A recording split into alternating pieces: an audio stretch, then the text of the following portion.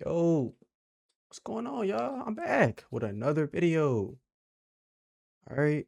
Today we are reacting. Today we are reviewing, not reacting. Sorry, we're reviewing Spider-Man Brand New Day. And yeah, I thoroughly enjoyed the movie. Like I'm gonna spoil. I always in the beginning, I always start if I'm gonna be honest. I'm always honest in the beginning, and then we reveal as we go on. Without further ado, let's get actually into the movie. Let's actually talk. Let's actually engage with some stuff. It's a lot of good in this movie. This movie is very interesting to me. It's a lot of good in this movie. A couple things here a couple writing decisions, a couple just moments that I don't know how I feel about it specifically. Um, but overall, I still enjoyed the movie. Let's start with the first thing. I think my favorite thing about the movie is the visuals. The first time I saw the movie, since I saw the first, like I think might have been a teaser or whatever I saw, maybe even a trailer. This movie is like shot on like I don't know, is it shot on like 4K? I don't know what it's shot on, but like in terms of quality, it looks like it's really accurate. Like in terms of like how it looks really real. And I liked it, but I had this weird feeling about it. I don't know why. And this is gonna sound crazy because it is, and I'm stupid, and I changed my mind. But I think I had like I had like as much as I liked it, I had this really weird sort of like disinterest or no, I was also I liked it, but I also didn't like how real it looked. Spider-Man looked too real. Everything looked too real, and that sounds like a bad critique. And I'm just boom. That's just my thoughts. And then I saw a trailer. Interview where Cretan literally was like, yeah, we wanted to go for a more realistic, a more grounded, like we wanted Spider-Man to look as real, like he is in real life as like a real deal person. And we wanted the villains to seem more real, like you know what I'm saying. And so when he said that was the intention, I completely understood it. And it's not one of those things where it's like, oh, just because someone intends it for it doesn't make it good. It helped change my perspective because I saw that interview yesterday and I reached out the movie today, and watching it from that perspective, I completely understood, and I was able to enjoy that aspect of the movie way more. Now, in terms of like visuals, that my praise, like visual, my praise of the visuals that have been consistent since both times. I love the color correction. I loved the colors. I love the visual tone of the movie. It's hard to explain, but the movie has this sort of like font, this color to it that's like slightly desaturated to make the colors pop. Like the low saturation makes it feel real and grounded and less cartoony, but it also helps the colors pop. So not only is Spider-Man's suit red, and the red and blue in his suit just absolutely blinding in terms of colors, a lot of the other like Scorpion suit looks good. The Hulk in this movie looks good color wise. Like the movie visually is a very beautiful movie. There's some great shots in this movie. I'm not gonna lie. When he's laying on the crane at the end of the movie, beautiful. When Frank wakes up and is looking outside, like looking outside while he's at the dock, it looks beautiful. This movie looks great visually. I really enjoyed it. And to roll into the visuals, the practical. I think I'm pretty like this movie. Another thing that Creighton said word for word along with Tom Holland was that a lot of the like pre this movie, all of the Tom movies, the Tom Spider-Man movies were so like the suit, the visuals were so visual effects to hell.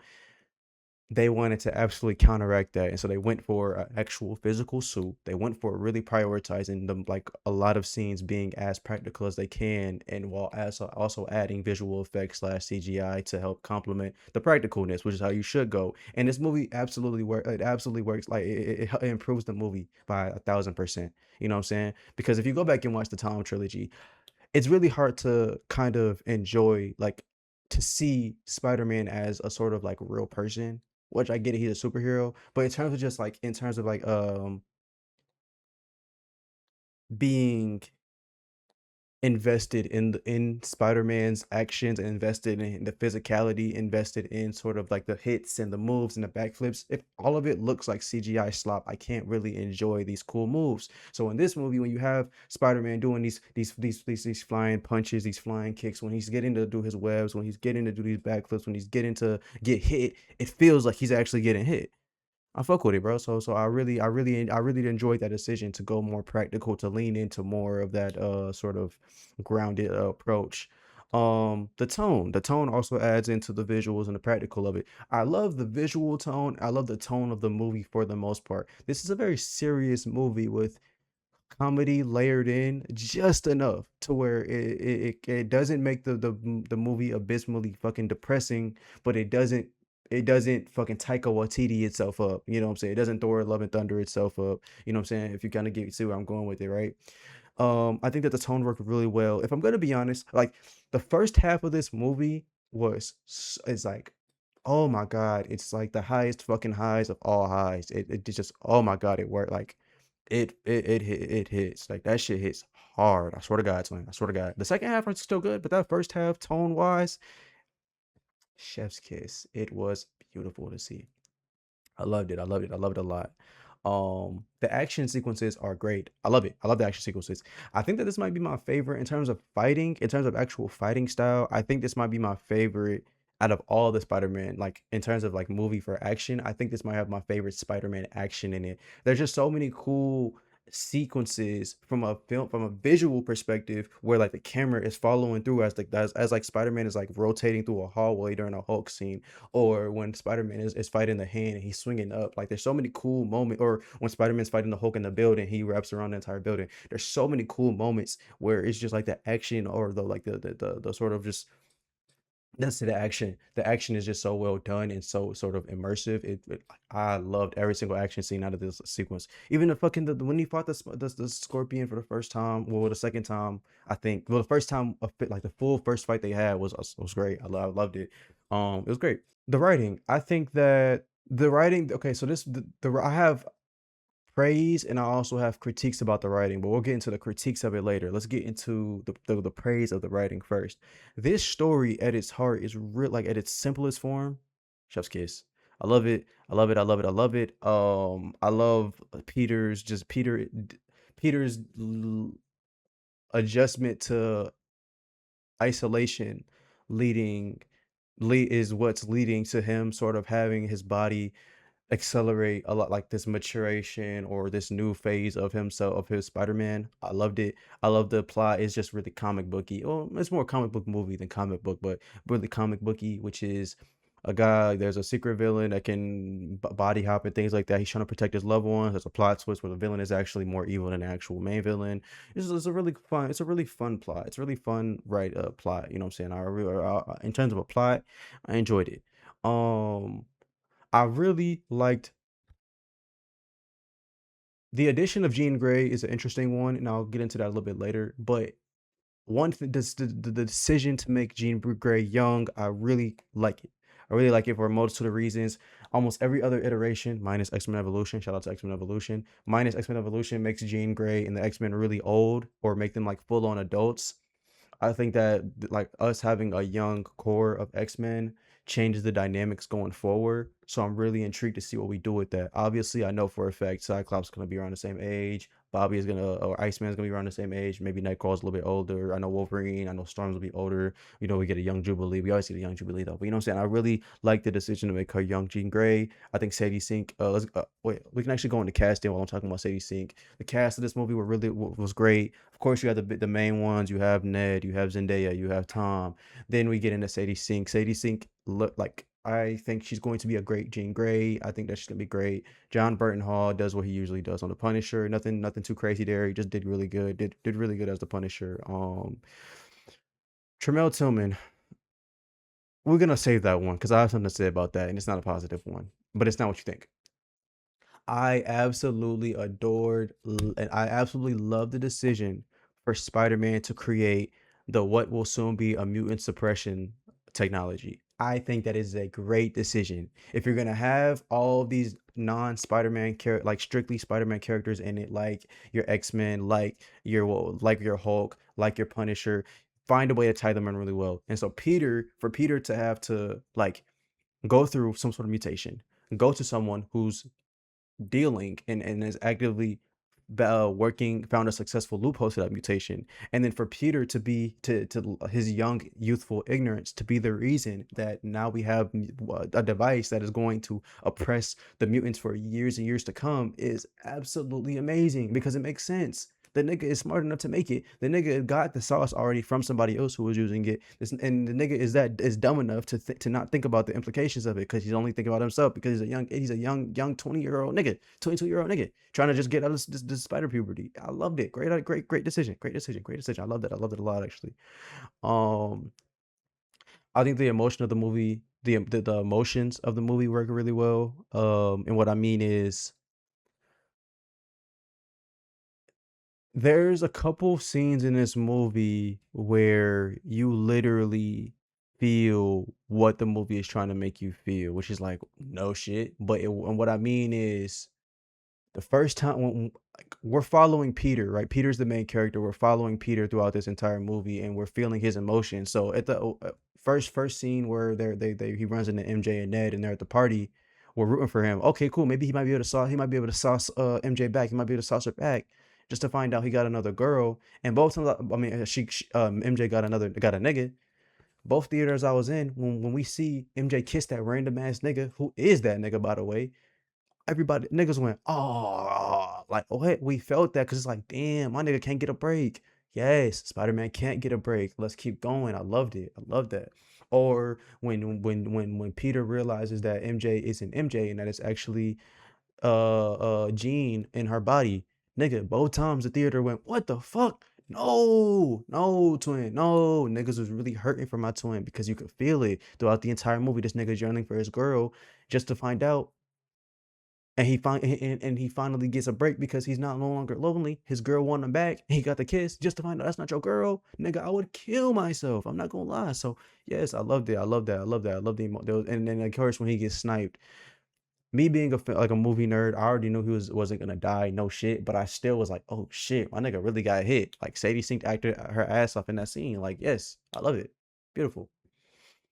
And last thing, I really like the sort of puberty perspective of it all, which is just like, or not even puberty perspective, but this sort of just like this movie being, which it sounds like we're just reheating nachos, which is like shouldn't have last movie been like the definitive moment where Peter is officially fully realized Spider-Man.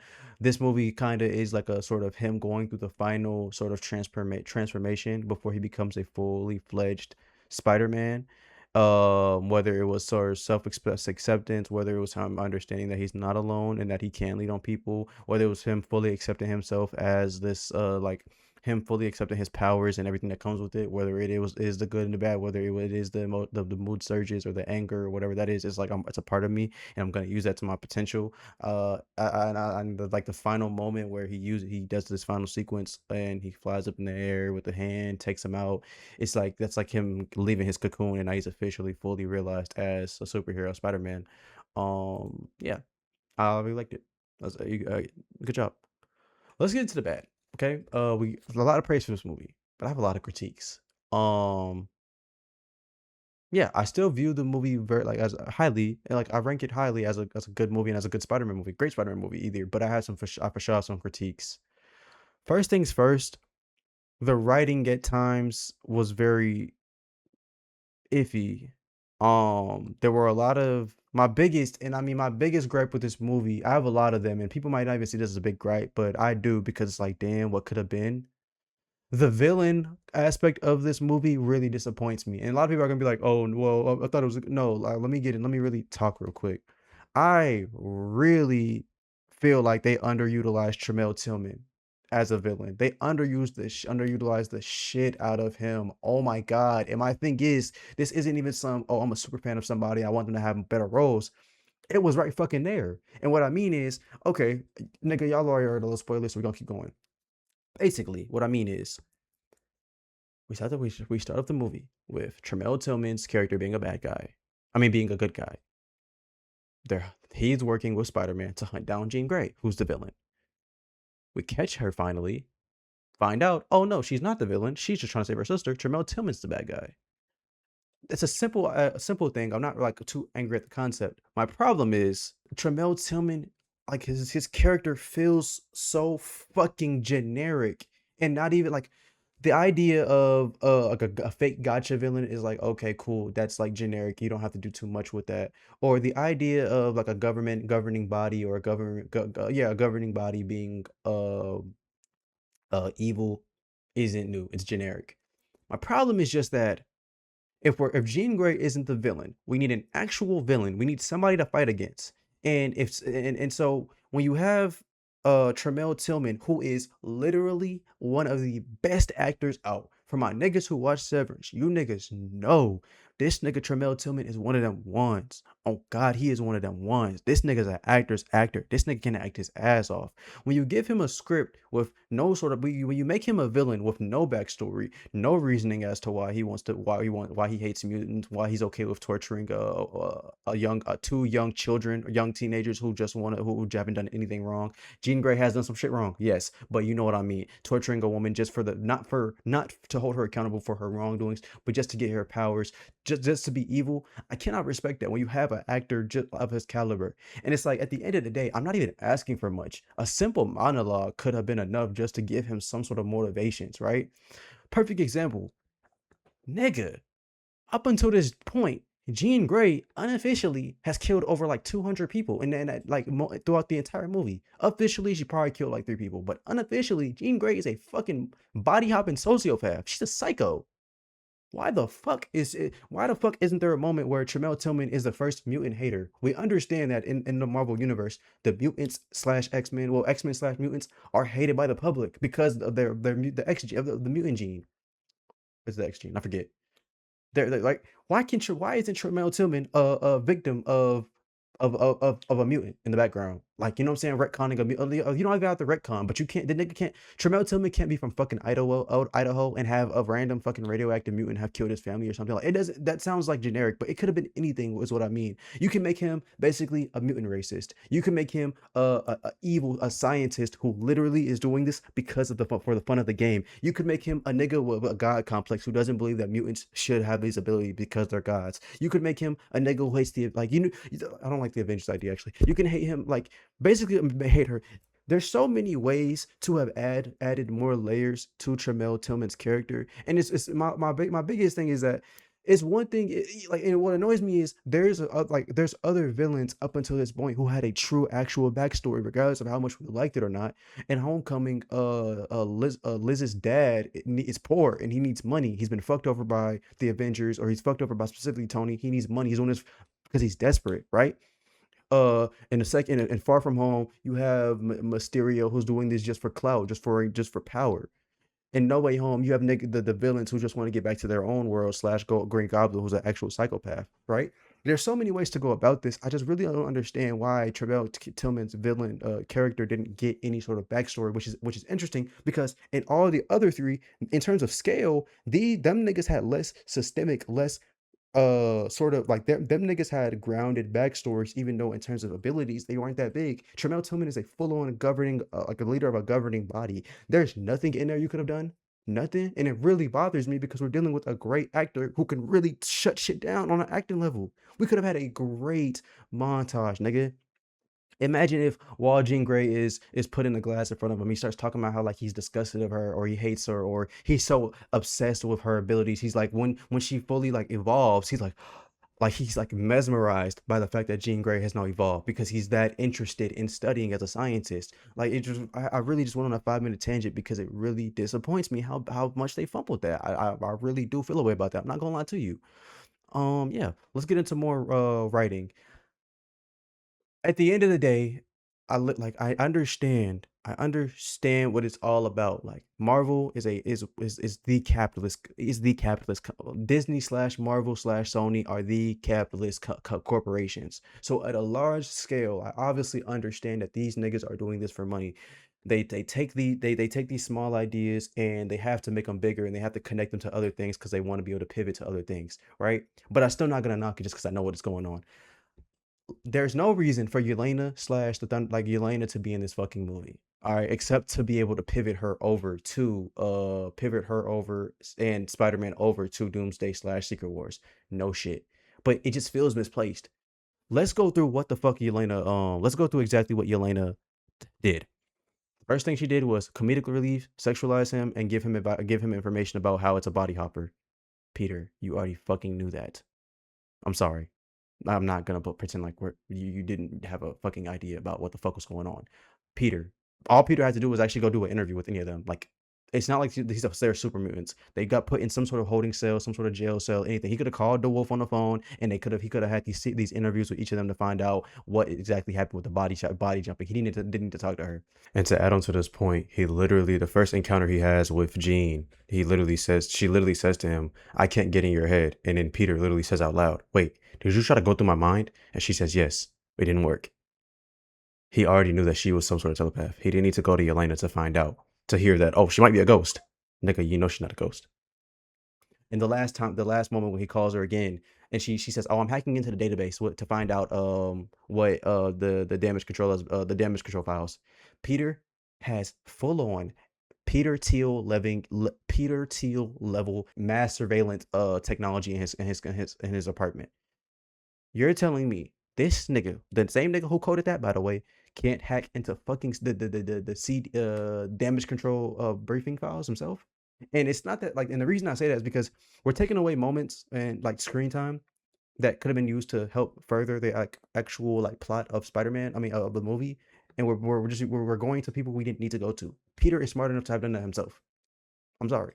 Okay, we didn't need her in the movie. It's obvious. Okay, again, they're doing this. They were doing this to be able to pivot to Secret War slash Endgame. I mean, to whatever Doomsday. I get it. Cool. Yeah. But I'd still dog points. I'm not like, you know what I'm saying. Use as cameos. Next thing, the side characters. My biggest problem with the Tom Holland Spider-Man is that these niggas can't write side characters for shit. Villains, decent villains, but you niggas can't write side characters for shit. We are 4 movies in, and you niggas cannot. No one can tell me Ned's last name. No one can tell me what the fuck MJ does when she is not with Spider-Man. Like, oh my god, can you make them interesting, bro? Can you please make MJ and Ned interesting? And if I have one person, and I mean I want one single person in my comments telling me, well, dude, this is a fucking Spider-Man movie. Tom has forgotten about. I mean, Spider-Man forgot about them, so they're not. It doesn't matter what they want. Fucking kill yourself. Any other superhero movie, they're side cast, and a good movie, not even just a superhero movie, a good movie has a main character, yes, but the side characters not only are able to help elevate the main character and whatever his goals or pursuing interests are, they also have their own stories that, if done right, help the continuation of the movie, help forward the plot of the movie. It's simple. The same way Peter had a couple scenes where I think he only had like one or maybe 2 scenes where he was stalking, through the phone. Okay, cool. He was stalking Ned and MJ through like the Instagram videos. You're telling me you can't have them like just a couple scenes throughout the maybe a montage, I don't know, where you're following MJ around, or you're following Ned around to see what they're up to. Maybe MJ's into this. We still don't know anything about MJ besides the fact that she likes Peter. And it really frustrates me because Zendaya is another great actor. She can act. We're interested. Zendaya makes money, bro. Like, of course, a lot of her movies have other star actors, but we know Zendaya can make some bread. She can act and she can make us money. So it's not something where we niggas should be afraid of giving her too much screen time will ruin you. Nigga, no. She's not just some video vixen you can put in the screen like this is Dune fucking 1 and 2 or The Odyssey, where she just needs to do a couple poses. No, give her some compelling roles. She can really do some shit with them. You know what I'm saying? She can. It really frustrates me, bro, because I'm just like, I just don't feel anything. Zendaya, it's funny, like the MJ of like the MCU, and the Peter of the MCU, they don't even have. The interesting thing is, from a writing perspective, them niggas don't even have chemistry. You want to know what the chemistry we see is? The fact that these niggas are married in real life. We're seeing the chemistry of Tom Holland and Zendaya, not the chemistry of MJ and Peter. And y'all are probably like, what the fuck? What's the difference? Perfect example. The Toby and fucking what's her name? The Toby fucking trilogy. As much as we want to act like MJ was a evil manipulative monster woman who was a piece of shit, them niggas had chemistry. Every scene that they were in, you could feel that shit. Because the writing said so. As much as we want to critique her, it felt good. Emma Stone and Andrew, as much as we like, at the end of the day, Emma Stone and Andrew had their own they had a relationship off screen, but the writing still made them interesting. It still made it something to where, in terms of like, you could feel the sort of like feel that MJ was her own character. The chemistry was there through a writing standpoint, but MJ was her own character in both of those trilogies or slash sequels. You know what I'm saying? This movie, I'm still just so uninterested in Ned and MJ as people. I just see them as just tools to help to, you know what I'm saying? Yeah. Um, let's get into the theme. There's a really weird moment in this movie that there's a couple weird moments in this movie that relate to the same thing, and I'm seeing a couple memes online, so I'm really glad that people are catching it. Which is this movie is low key like pro mass surveillance, and that's really creepy to me. Like, you know what I'm saying? Like, just especially in the era, in the time frame where we are, where like flock cameras are like a huge human rights violation. Where fucking I forget the word, but it's like like it's something pricing, dynamic pricing or something, AI dynamic pricing in a world where the government and the people that the people with actual power at the top are able to use these unethical ways of spying on people to make more money, to fuck them over financially, politically, in whatever way you want to say it. It's like for a movie, especially with a Spider-Man guy who's grounded, who's for the people, to use that to further an agenda of, again, this violation of human rights is creepy. And so and for the niggas that don't understand what I mean is, there's a moment where there's multiple moments where Peter mentions that he has a facial recognition software that he can run through and parse through every single person in New York City to get to where he needs to find someone he needs to find. And there's a moment where the wolf bites back, and she's like, hey, like, that's super illegal, super weird. And and and, and instead of Peter like ever getting flack for that, he just says and goes on about his day, and we never challenge the fact that that's fucked up and weird. Whereas, and the reason that this is such a like an interesting conversation slash topic is, as the during the Odyssey's run, right, during the Odyssey was getting run, and Nolan was getting his praise for the Odyssey and like him being like his movies, there was a really big, well, it is a decent size emergence of the critique of the Dark Knight, where people are talking about how it has some conservative themes in it, or conservative moments in it, and one of them being the mass surveillance thing where Bruce uses or I think it was like Oracle or something, I don't remember what it was, but the machine to use sonar to see people's faces. But at least with Nolan, he was able to have Lucius bite back and say, this is completely wrong, completely weird. If you do not scrap it, I'm quitting right now. You have 10 seconds. At least challenge it at some point. And what does Bruce do? I'm pretty sure Bruce destroys the whole thing, if I'm not correct, if I'm not mistaken. So it was really disappointing to see that, of course, like throughout like a movie that we just want to watch for, just for enjoyment, we have to see propaganda get shoved down our throat, and we can't really do anything about it. So I didn't fuck with that at all. And yeah, okay, another con I have is, we're 4 movies in, and we've still yet to have Tom Holland be the focal point of this movie. And this goes back again to Marvel being, too money hungry, too afraid to, I mean, too money hungry and want to be able to pivot other stuff in their movies or promote other stuff in their movies, but also too afraid to just trust the audience. These niggas are so like fucking stupid. They think that like we have to be fucking babies, and if we're not seeing a fucking team up with 20 other niggas, it's like the world ends. When I tell you that we're fine just strictly seeing Spider-Man fight Spider-Man villains for one. Can we get one movie where the movie is about Spider-Man fighting a Spider-Man villain because that nigga is mad at Spider-Man? There's no reason in terms of like overarching idea. Honestly, this movie felt like a Mr. Negative movie, which is fun fact, which is mainly because Mr. Negative is a fucking Spider-Man villain. But it's also just like in terms of like the first of all, we have ninjas in this movie, no racist shit, but Mr. Negative has his own version of ninjas. The mind hopping slash mind evasion shit, Mr. Negative can get into niggas' minds. I'm pretty sure there was a set piece where like there was like the emblem, which was, I'm pretty sure, like the ninjas that work for Mr. Negative. I think that like, so the movie had the feel or direction in which they could have went with Mr. Negative, but instead we get a Jean Grey slash damage control villain storyline, which I don't inherently hate, but I do knock you down some points because it's like, again, bro, we're 4 movies in, and the studios still don't trust us enough to give us a fucking Spider-Man villain. And the studios are also so money hungry that they have to put Jean Grey, they have to put the Hulk, and they have to put Punisher in this movie. It's really annoying. It really does blow me. But yeah. And my final pro and con, from one side, I really like, since Jean Grey's in the movie, I'm not gonna just hate on the whole thing. Of course, like I said, I gave some good.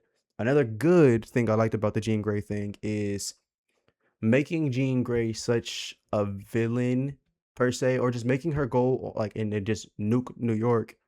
I like the decision because it gives us a great starting point for mutant hate, which I mean, like, and if so, but like, so what I mean is, like, if you're a comic fan, X-Men 97 fan, X-Men 1992 fan, whatever, if you're any interested in X-Men, you know that the biggest villain that the X-Men always face are the public. They're always scared of them. They always hate them because of their abilities, because they cause a lot of damage. So for Jean Grey, who they haven't said the word mutant yet, but we're probably gonna get them that word very, very soon, for Jean Grey to have done as much damage as she did is just gonna be a really easy layup for whoever does an X-Men movie to now have like the, oh, we hate X-Men because you mutants do this, this, and this. So I like that decision. And I also like the idea that Jean Grey is fucked up.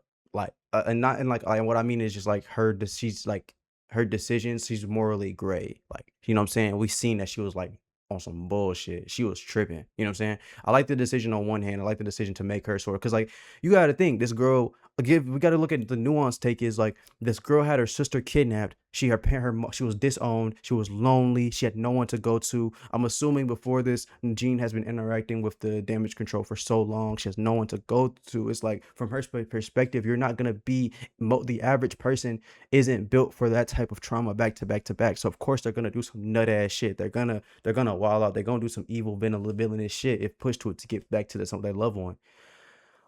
So I like the nuance of it, right? On the other hand, there is a difference between morally gray and outright psychopathy. And oh, by the way, for all you dumbass niggas who think y'all know who like, and not to say I do, I know more, but like, not all you lame ass niggas who want to use the excuse about, oh, Jean Grey in the comics have always been this evil. Cause that's why do you think the Phoenix Force chose her? Actually, the Phoenix Force chose her because she's one of the best telepaths, and her mind could physically and mentally like contain that power or hold the power without having a fucking seizure. It's nothing to do with her being a sociopath, by the way. She only becomes a sociopath when she has a Phoenix Force. Just to nerd out for a second. But there's a difference between morally gray, someone who like whose actions are a bit wild, versus a full-on murderous psychopath. I can like make some excuses. I can like the tank thing, right? She's not worried too much about the average civilian. Again, she's trying to get to her sister. I can understand that. Shoot a couple guns, fire a little missile. She's not inherently shooting at the crowd. She's just shooting at the cops. Can't really fuck with you when you take the body of a random old man and have him get hit by a car. Whoa. Psychopath. You know what I'm saying? Like, remember, the X-Men is a school for misguided youth or troubled youth. The X-Men are the school is a school, or the Charles Xavier School of misguided youth are for people who steal candy, people who who might accidentally kill somebody because they don't know how to work their powers, someone who's robbing people, someone who's beating people up, misguided. The school for misguided youth ain't for fucking sociopaths. There's a difference. I think that they went a little too far though. Like, how did like she was tripping, bro. She was tripping.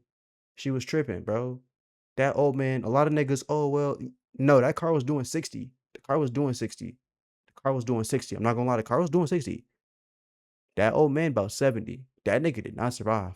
I might gotta put that on God. He dead. Whoa.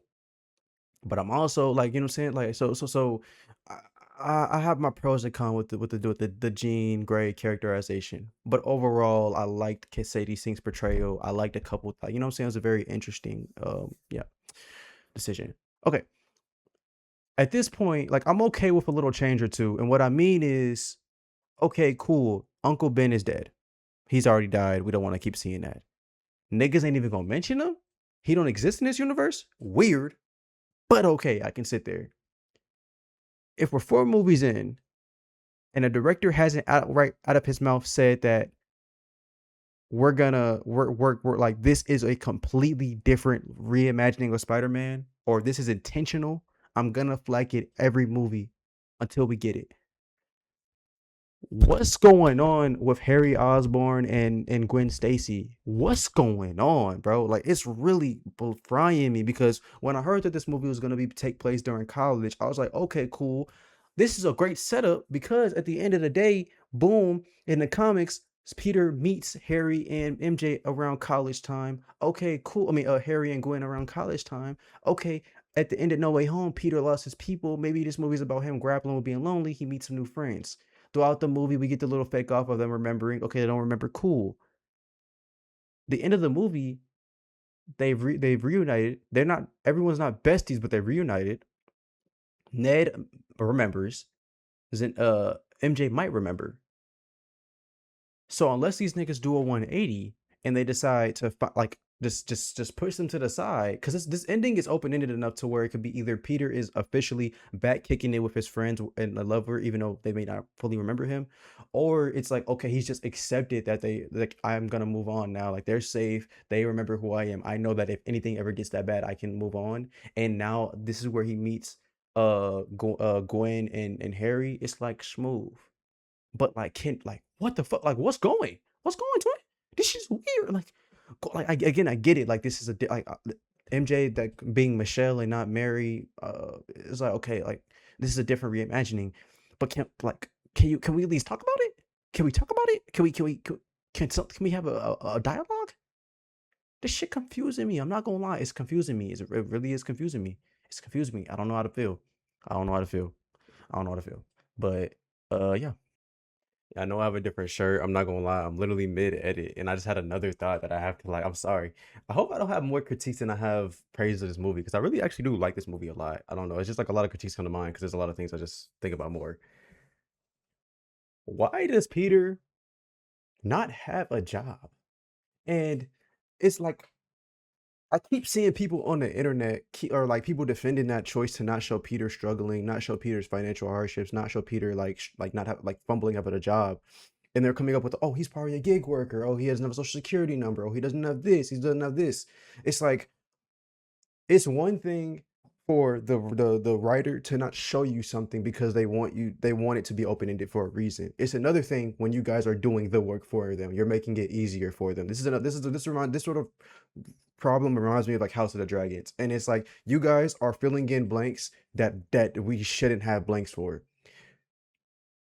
Peter being broke, Peter having financial struggles, Peter having like having to juggle these things like a job, like a girlfriend, like school, all of these things are integral to his character because they make him more relatable. That's the biggest thing about Spider-Man. Of course, the cool webs and everything about but yes, Peter Parker and Spider-Man are both the like they both make the biggest superhero of all time, give or take Superman or Spider-Man. You get what I'm saying? So for Peter Parker, we should like we these things make him relatable. They make him like we're able to be like, damn, I feel that, damn, I can see that happening, damn, that's real. It's like unless I hear an actual real reason from the writing standpoint, from the writer like Creighton or whoever on the writers to explain why we don't see it, I'm gonna dock it points because in every other iteration of Spider-Man, we see him have a fucking job. We see him struggling financially.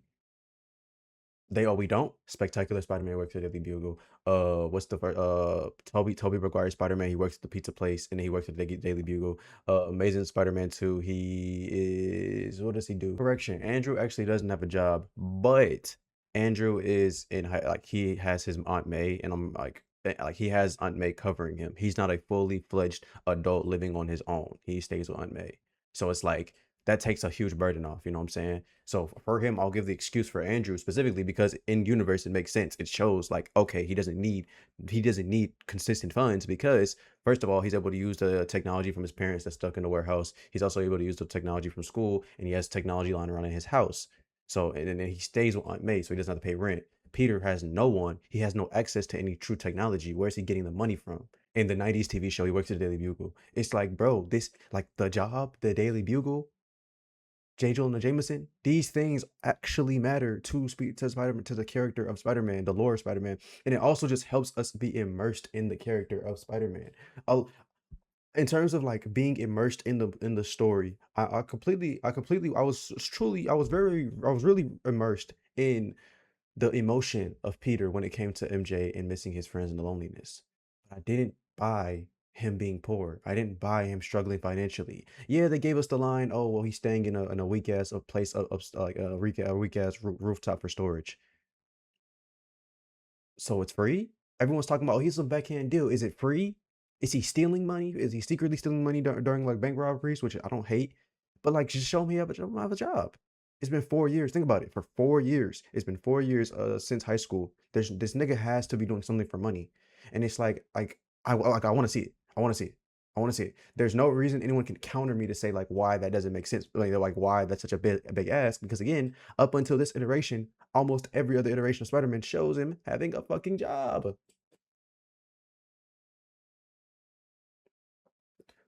Overall, if I had one sentiment of this movie, it's that this movie had the makings, it had the shape to be the greatest live action Spider-Man movie ever. I'm gonna be honest. There were going into this movie, I was like, I just had so much high expectation, not high expectations, but I felt so much interest in this movie, and I saw a lot of cool, interesting things in this movie that really could have like it could have been one of them ones, but it settled for pretty good, and I can't complain about that. I give it a I give this movie a 8.1 out of 10.